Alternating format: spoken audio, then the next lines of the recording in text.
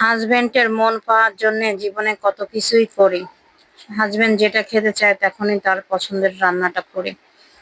তো এখানে 2 রকম বাদাম নিয়েছি, কিশমিশ নিয়ে নিলাম ভেজে সাইডে রেখে। এখন 1 প্যাকেট লাচ্ছা সেমাই নিয়েছি। এখন এটাকে ঢেলে দিয়ে সুন্দর করে ভেজে নিব আগে প্রথমেই।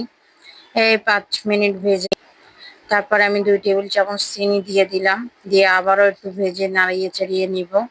এবার 2 টেবিল চামচের মতন আবারও গুঁড়ো দুধ দিয়ে দিলাম। আবারও ভেজে সেজে নাড়াচাড়া করব। যত দুধ দিবা ততই টেস্টি হবে যেকোনো মিষ্টি খাবার।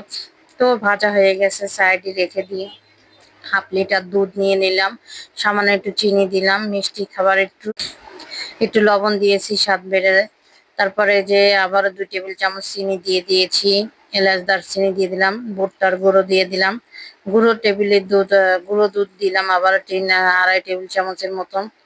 এই ভুট্টার গুঁড়ো 1 টেবিল চামচ নিয়েছিলাম, গুলিয়ে রেখেছিলাম। এখন এক হাতে ভিডিও করতেছি, এক হাতে মিক্স করে নিয়েছি। এখন শর্টকাটে রান্নাটা দেখো।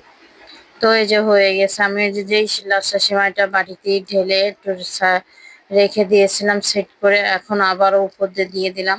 উপরে আবার আরেকটু দিয়েছি। আমি এটা 3 লেয়ারের বানাইছি। আমার হাজবেন্ড তো খেয়ে খুবই খুশি, মজা হয়েছিল।